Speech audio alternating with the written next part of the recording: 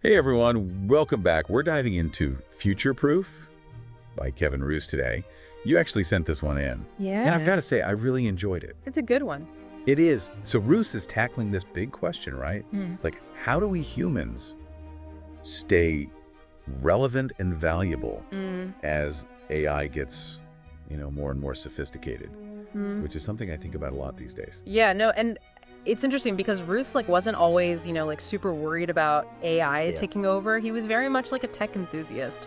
Even kind of, dismissive of some of those doomsday scenarios you hear. Totally. But he had this really fascinating, perspective shift. He did. After attending a tech conference. Yeah, it's that journey that makes it so interesting. Yeah. Like, he overhears this conversation. Yeah. Honestly, when I was reading it, I was like, oh my gosh. It's chilling. I know. It was like chills down my spine. Yeah, the boomer remover story is a powerful way to start the book, for sure. Yeah. It's just this tech founder very casually talking about how his AI can replace whole teams of human factory planners, almost bragging about the potential. Yeah, yeah. The casualness of it is what got me too. Yes. It's like, this is this is what's happening in a... Yeah, what's happening behind closed doors. Yeah, exactly. Not on the stage. Okay, but let's get into the big question here. Are there any jobs that are safe from automation? Right. That's the myth that Roose really tackles head on. Yeah. And it's unsettling.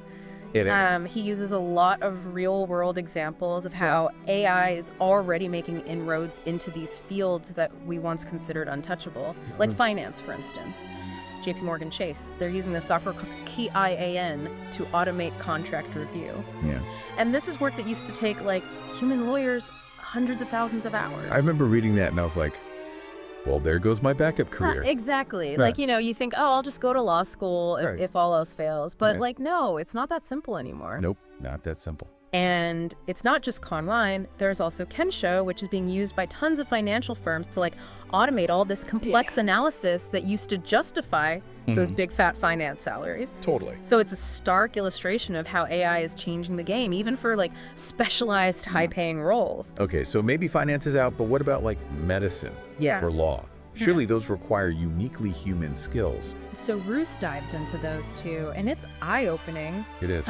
AI is already diagnosing some diseases faster and more accurately than human doctors in some cases. Wow. He talks about brain cancer.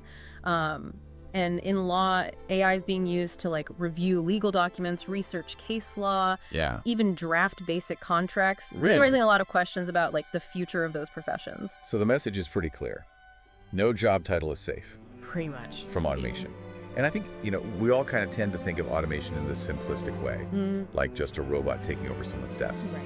But Roose argues it's more nuanced than that. He breaks it down into these three types of automation. Yes, he does. He starts with what he calls one-for-one substitution, which is that classic scenario of a robot directly replacing a human. Okay, got it. We see this with Walmart's floor cleaning robots or those automated manufacturing arms on assembly lines. Right, so it's the most visible and obvious form. Exactly. What are the other types? So the second type is subtle automation. Okay. Which is where AI leads to job losses, but kind of indirectly. Okay. So he uses the example of software that extends the lifespan of airplanes. Interesting. Which is great for airlines, but it leads to fewer airplane sales overall, which impacts jobs in the aerospace industry. I see. So it's this ripple effect. That's not so obvious. That's often overlooked. Yeah. Okay, so what was that third type? I feel like that was a real aha moment in the book. Yeah. The third type, and the one that Roose says we should be most concerned about, is so automation. Okay, so automation.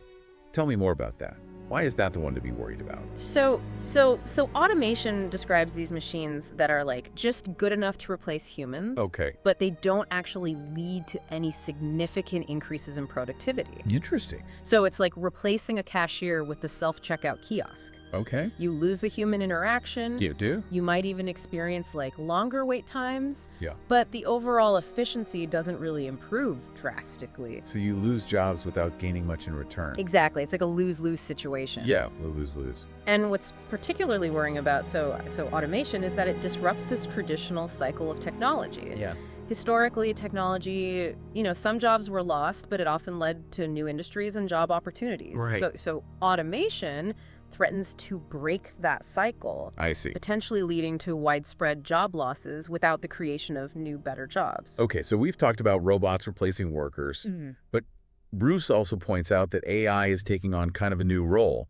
The boss, Yes, AI is increasingly becoming the middle management in many industries. which is kind of scary when you think about it. It is. It's pretty unsettling. I mean, I'm already thinking of all my experiences with, like, Yeah.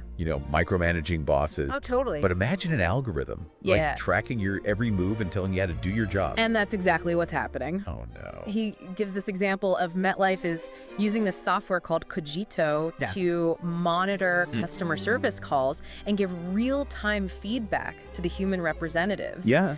It analyzes things like their tone of voice, their pace, like it's basically a digital supervisor. That is both impressive and terrifying at the same time. It is. It is.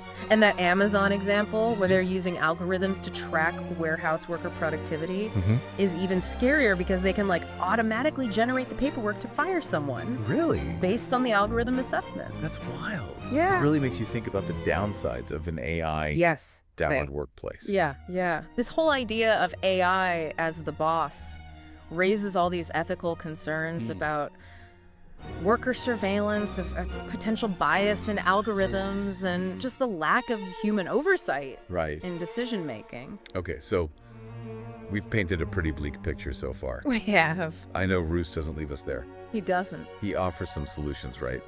Like, how do we future-proof ourselves in this new world of work? His advice might surprise you. He says we need to become more human. More human. That seems counterintuitive. No, right? You think it would be the opposite? Become more like machines or something. Exactly. But he says no, the key is to become more surprising, social, and scarce. Okay, I love that. Surprising, social, and scarce. So let's unpack that. What does it mean to be surprising?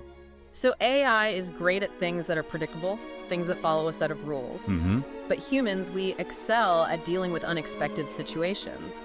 Yeah. Thinking creatively, coming up with like innovative solutions. Of being adaptable. Exactly. And embracing the unexpected. What about being social? That's got to be something AI can't replicate. Right. As AI takes over more of those routine tasks, social skills and emotional intelligence become even more valuable. Okay. We still need people who can communicate effectively, build relationships, understand those subtle human nuances that machines just can't grasp. Yeah. Okay. And then lastly, scarce. What does Roose mean by that? It's about offering like specialized skills or knowledge that AI can't easily replicate. Okay. So it could be like deep expertise in a niche field, Yeah. the ability to connect seemingly unrelated ideas, Yeah. or even just being like a really good storyteller. So cultivating those unique talents and skills yes, it could that happen. make us stand out.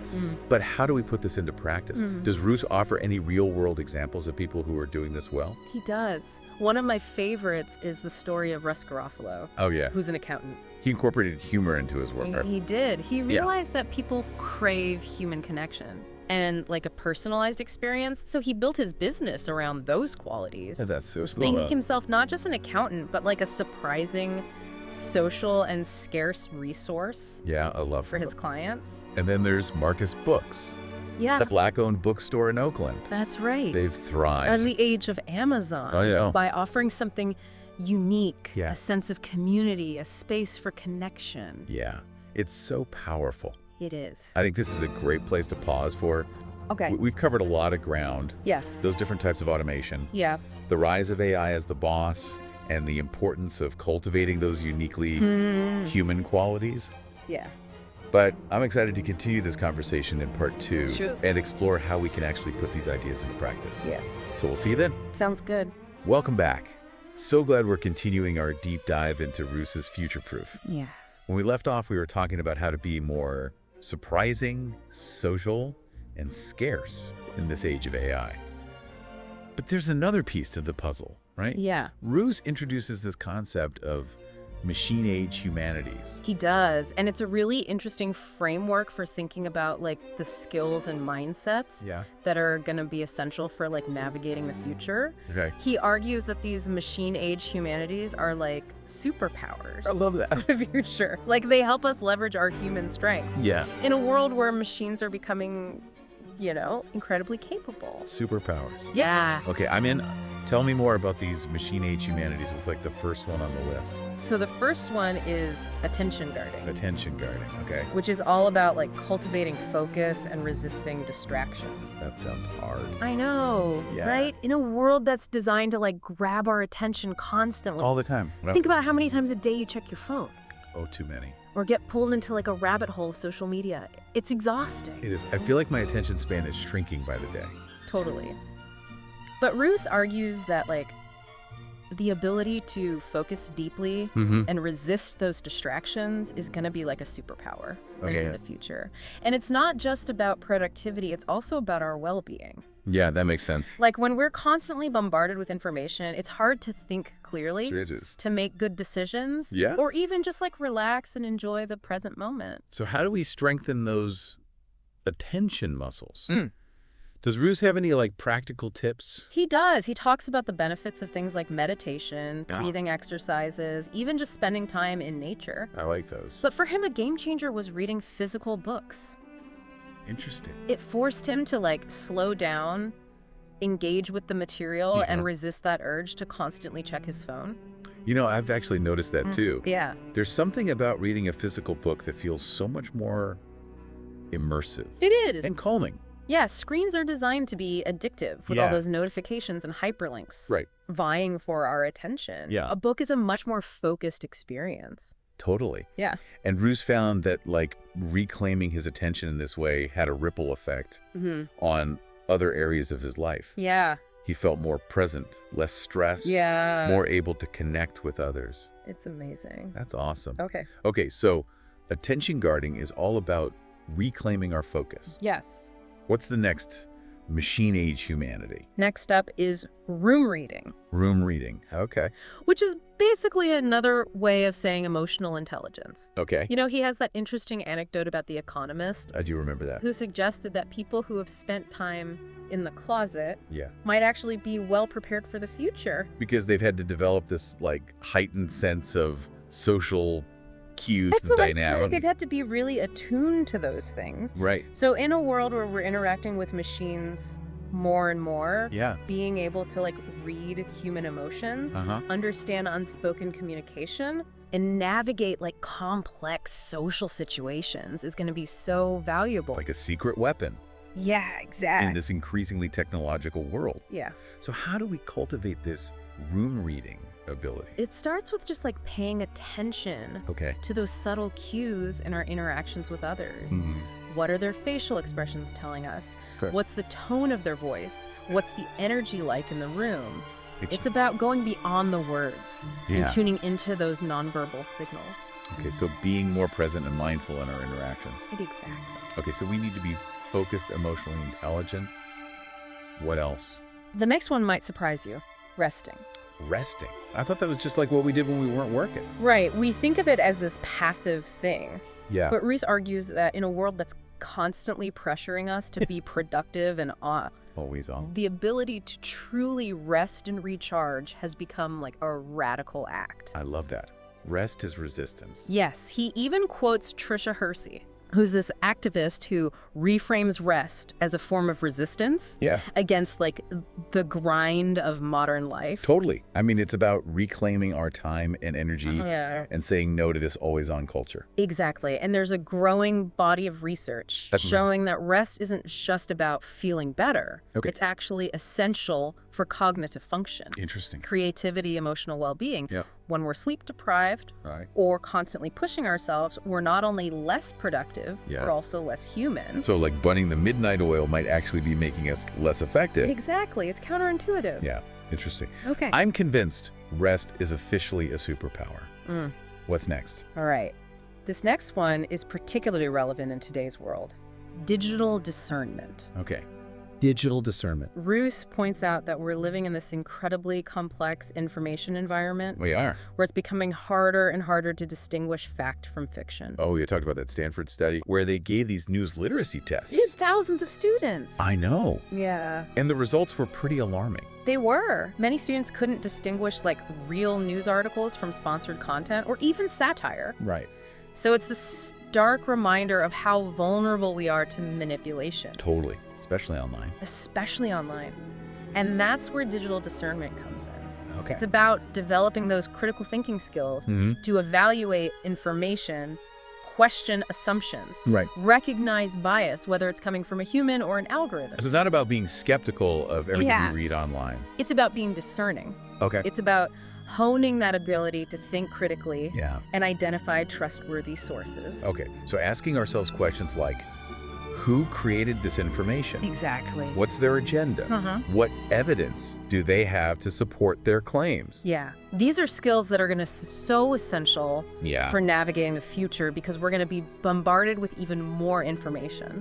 More and more. From even more sources. Right. And like, how are we preparing young people for this? That's a great question. Like, are we doing enough to help them develop these skills? I don't know. I mean, in a world where AI is shaping the information we see and the choices we make, like digital discernment is no longer a luxury. It's a necessity. It's a necessity. Okay, so we've got attention guarding, room reading, resting, digital discernment. What's the final machine age humanity? And the last one is analog ethics. Analog ethics. Okay, that sounds interesting. So it's about remembering that even in a digital world, we're still humans who need to treat each other with empathy, compassion, respect. Right. And these qualities aren't just nice to have. They're essential for building like a just and equitable future. And it seems like it's even more important as AI becomes more powerful and pervasive in our lives. Because if we're relying on algorithms to make decisions about everything from hiring to healthcare to criminal justice, it's a little scary. It is. We need to make sure that those algorithms are grounded in ethical principles. Right. So it's about making sure that technology serves humanity. Yes. Not the other way around. Exactly. And Roose acknowledges that this is like a complex challenge. There are no easy answers. Right. But he stresses that we can't just be passive observers. Yeah. Like, we need to be engaged in shaping the future we want to see. Okay, so this all sounds great in theory, but it also feels kind of overwhelming. It is. It's a lot. How do we actually cultivate these machine-age humanities? Yeah. Does Roose offer any, like, practical guidance on getting started? He does. He uses these contrasting stories of Henry David Thoreau and Sarah Bagley to highlight two very different responses to technological change. Okay.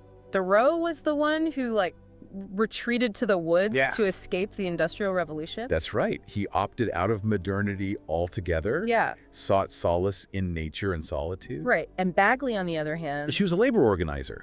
Who saw technology as like a tool for both oppression and liberation. She was the one who fought for workers' rights. Yes, in the Lowell textile mills. Her story was so inspiring. So inspiring. And Roose uses these stories to present us with a choice. Okay. Do we retreat from technology or do we engage with it? Okay. Try to shape it. Yeah. And use it to create a more just and equitable world? That's the big question. It is. And I think it speaks to a lot of the anxieties people have about AI. Yeah. It's like, do we just surrender to the machines? Right. Or do we fight for a future where humans still have a place? Totally. So what's Roose's answer? Roose is on Team Bagley. Okay, good. He argues that we need to arm the rebels. I love that, arm the rebels. The people who are working to make AI more ethical, transparent, and accountable. Okay, so how do we actually do that? So it can take many forms. Okay. You know, supporting organizations that are advocating for responsible AI development. Speaking up within our workplaces. When we see technology being used in harmful or unethical ways, it's about using our voices and our influence to push for a more human-centered approach to technology. And I think it's interesting that Roose doesn't just focus on like the potential downsides of AI. No. He also acknowledges that it could be a force for good. He does.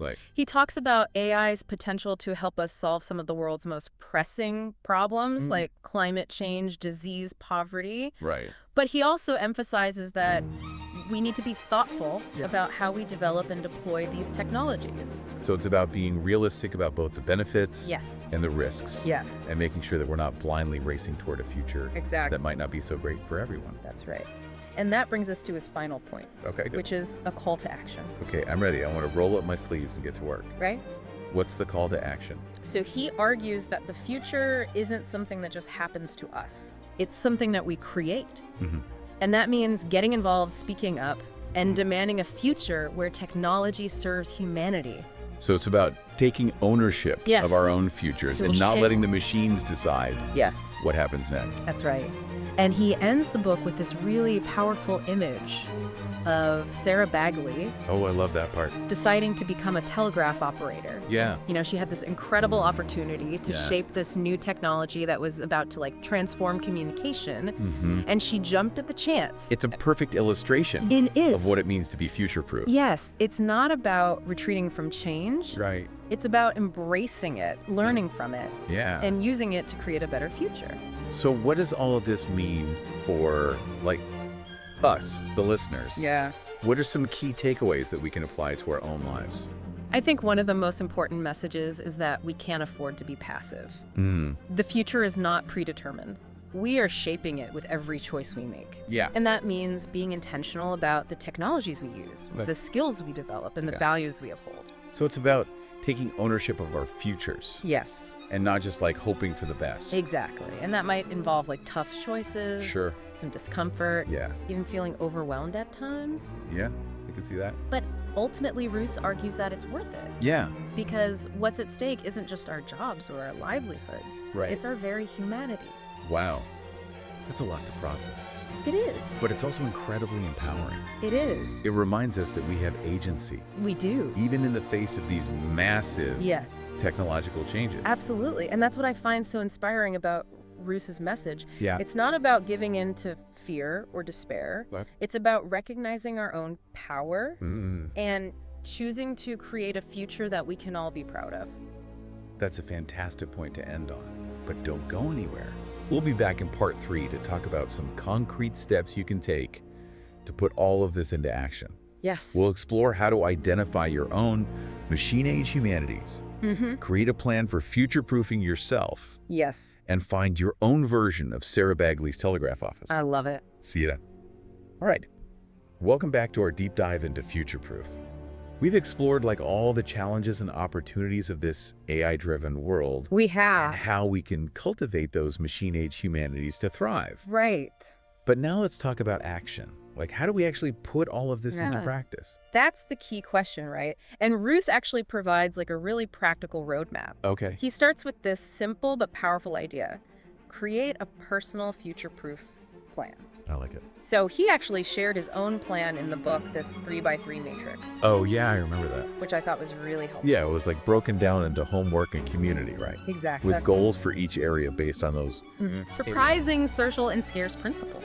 Exactly. So it's about tailoring those principles to your own life. Okay. Like at home, maybe you surprise your family Right. by learning a new recipe or tackling a DIY project you've been putting off. Oh, fun.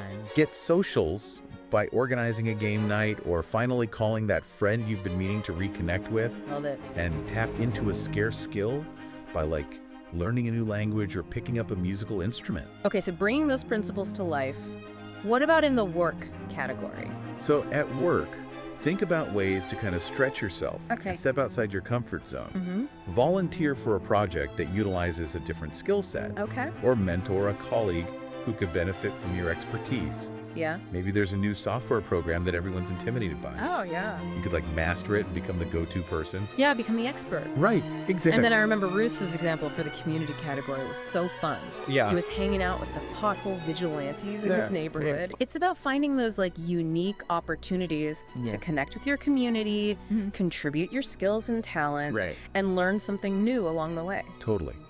And it doesn't have to be potholes. I mean, Yeah. they could be anything. It could be anything. The key is just to find what resonates with you. Yeah, exactly. Yeah. What are you passionate about? Where can you make a difference? What sparks your curiosity? Yeah.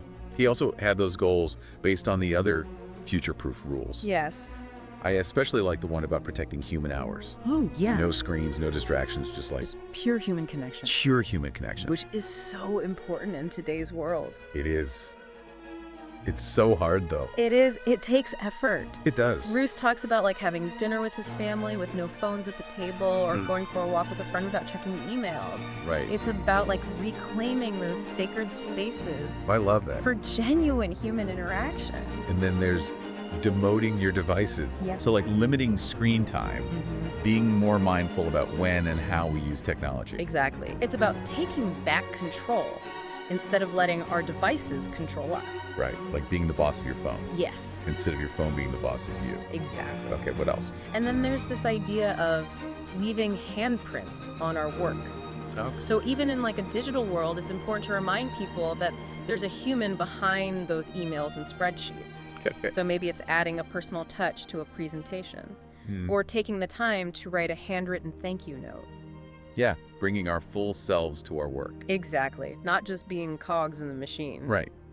And these individual actions are important, but Roose also emphasizes the importance of what he calls big nets and small webs. Yes, he does. So I remember he used the example of Waterloo, Canada, Oh. the city that successfully reinvented itself After the decline of BlackBerry. after the decline of BlackBerry. Which was huge. It was huge for them. For- Yeah, and they had this incredible, like, community spirit They did. and entrepreneurial energy. People came together Yeah. to support each other and create new opportunities. It's a great example of how strong communities can weather even the biggest Totally. logical disruptions. Absolutely. So on a societal level, we need those big nets. Yes. Things like universal basic income, job retraining programs, affordable healthcare to support those displaced by automation. Yes. But we also need those small webs, Yeah. those local connections, Yeah. support systems, and shared sense of purpose. It's about recognizing that we're all in this together We are. and that we need each other to navigate these changes successfully. So as we wrap up this deep dive, Yeah.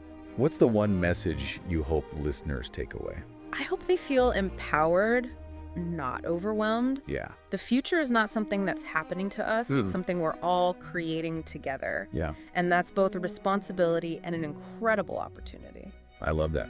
It's a reminder that we have agency, we have choices, and we have the power to shape the future. Yes, we do. Even in a world where technology is changing everything. Exactly. And it's not just about surviving the future, it's about thriving in it. Yes. It's about using our human ingenuity, creativity, and compassion Yeah. to build a world that's technologically advanced, but also just equitable and filled with meaning. What a fantastic note to end on. Thanks for joining us on this journey into Futureproof. Yeah, this was fun. It was. We hope you found it insightful, thought-provoking, and maybe even a little inspiring. Yeah, And remember, the future is not something to be feared. It's something to be shaped. totally. So go out there, be surprising, be social, be scarce, and most importantly, be human.